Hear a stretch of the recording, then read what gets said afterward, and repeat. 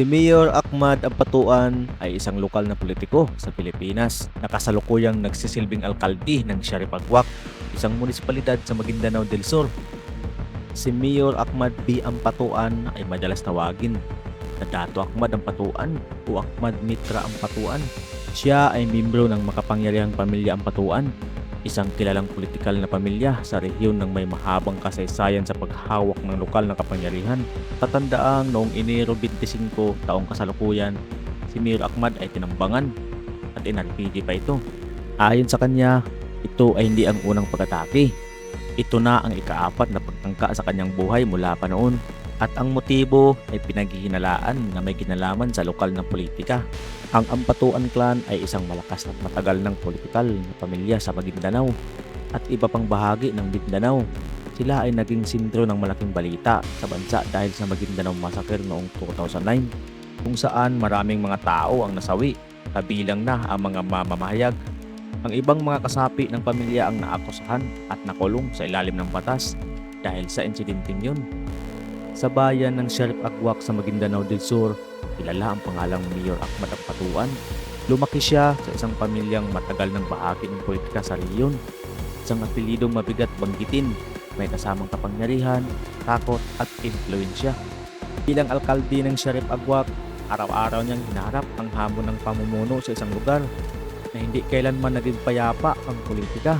May mga kaalyado, may mga kalaban, at may mga lihim na banta na hindi kailangan bigkasin para maramdaman. Sa kabila nito, patuloy siyang naglilingkod, palaging may kasamang mahigpit na seguridad dahil sa lugar na kanyang ginagalawan, kapangyarihan ay may kapalit na panganib. Sa mundo ng lokal na politika sa Maguindanao, ang pamumuno ay hindi lamang tungkol sa serbisyo, kundi tungkol din sa pagharap sa panganib araw-araw. Bago pa man siya naging mayor, si Ahmad Ampatuan ay nagsilbi bilang vice-alkalde ng Sharif Agwak. Siya rin ang nasa ikalawang pinakamataas na posisyon sa lokal na pamahalaan bago tumakbo bilang punong ehekutibo. Matapos ang masakir noong 2009, kasama si Ahmad Ampatuan sa listahan ng mga akusadong kasapi ng pamilya Ampatuan. Ibig sabihin, siya ay kinasangkutan sa legal na investigasyon at inaresto at kinasuhan tulad ng iba pang mga Ampatuan sa isang malaking kaso na may mahigit lagpas 100 ang mga naakusahan. Ang Korte ng Pilipinas ay nagpasya na walang sapat na ebidensya na nagpapatunay na personal siyang nagsagawa o nagtaguyod ng kilos na pagpatuloy sa masakir.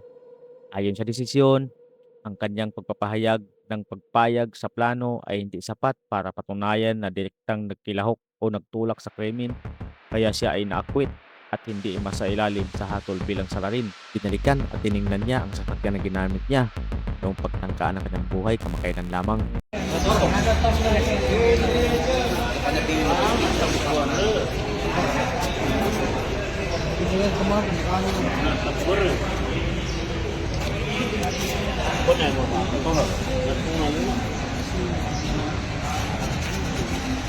Grabe ka tibay na po nito. Buti lang mayor ko bulletproof ang sasakyan mo. Pati ito. Oh. Talagang ano talaga yung Wala rin, doon sa loob. Hindi na. Hindi pumasok ang ano mayor. Hindi. Ito lang. Kasi grabe ka kapal na so sa mayor sa ilalim dumaan yung ano. Dito lang kasama. Mayor, saan pinagawa yung sasakyan mo na Sa kuwan ito sa Kalmo. sa Manila? Ah. Sa Manila. Yung panda. Na ano yun, na interview yun. Sana sinong mapagawa, doon na lang kayo Ikaw lang mag-ano mayor. Endorse mo na lang mayor. Oh, endorse mo na lang yung ano. Ano rin ang dasal. Oh.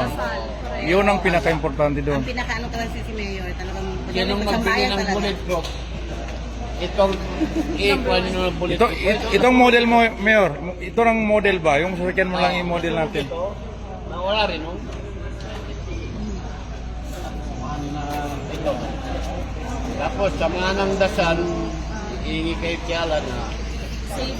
walang madalusan sa sinong Way kayo magsakyan dito. talaga namin talaga, Mayor. Away, kaya wala mo nagkung Ginagawang masama. Kung sa tao, oh, sa akin lang, kausap yung tao, tawa lang, kung magkatawa rin sila, Ginagatak ko natin, ikabago na bagaralo ko, umay ka sa pagkano, hindi lang hindi ka magwaka. Dabo. tao. Ito, mga part na ito eh. Kami rin ba bagi sa mga ikatagpili mo kami ni Mayor Guerra na lain ng kuwanan. Itong matindi, yung gas. Last. Sana Mayor, last na ito Mayor. Sana last na ito. Last na ito. Oh, sana last na ito. Grabe ka kapalo. Oh. Kapitan. Kasi bueno, kaya may mga sprinter, no?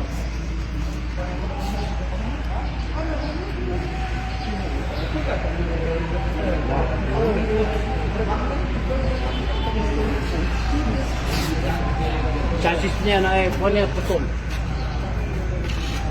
Dito man nagputok dito. Dito, oh, tingnan niyo dito.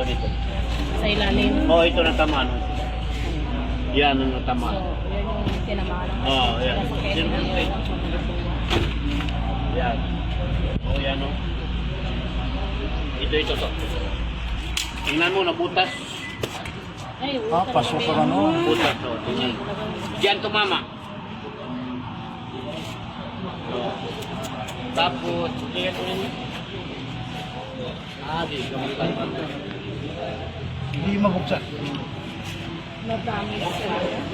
Dami talaga. Importante may yung Ligtas sasakyan ako. mo. Oo, ikaw yung pinaka-ligtas. Awa ng Diyos, wala rin na pasakit. Walang masakit. Yung pagsiguro na ano yan Mayor, yung pagkaroon ng Kasi sasakyan mo. pagka So Mayor, Tumba. ano yung naramdaman mo nung sumabog yung RPG na wala, naisip ko si Allah. Ah, Tapos, grabe kainit doon sa loob. Parang pinasok ka ng asikilin. Oo, lahat ito na sunog ko. yung pagsiguro ng ano Mayor, yung pagsabog doon sa loob. Yung sunog ko, pati yung dito ko sunog lahat. Dito ko, wala na. So, kamusta naman yung pakiramdam mo ngayon? Okay rin, okay rin. Yung tainga ko. Inshallah. Masyado masunog. Unabangan ka na raw talaga, Presidenta, inundi namin ganyan ba? Kasi wala rin man nakakasalanan sa kapwa ko tao. Oh, mahal ka pa ng taga-Saripagwak Sa Mayor. akin, nakatulong na rin. Ganun din yung sinasabi ko. Ayun lang. Oh, sige. Salamat Mayor. Mateo. Yung nangyari sa akin kahapon, hindi na pwede mauulit yun. Kaya nakita ninyo anong nangyari sa akin kahapon. Sa awa ng Diyos na tinulungan niya ako na wala rin nangyari sa akin, at saka yung mga tao ko lang, yung mga escort ko na isang sundalo, yung natamaan ako, nakita ninyo ako na malakas ako, kasi wala naman akong ginagawa ng masama. Sa akin lang, makatulong na ako sa tao, dito sa bayan ko, bayan ng Saripagwak. Nakita ninyo yung Saripagwak ngayon, gumanda. Bakit na nakaganito pang nangyari dito sa Saripagwak? Sana hindi na ito maulit. Una-una, masagot ko yung tanong mo. Ipangapat na ito eh.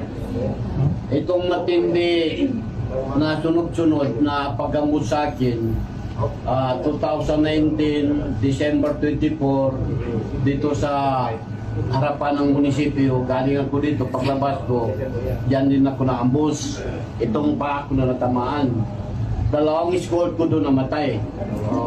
Ito naman, hindi ko akalain na ganun kalaking baril lang yung baril sa akin.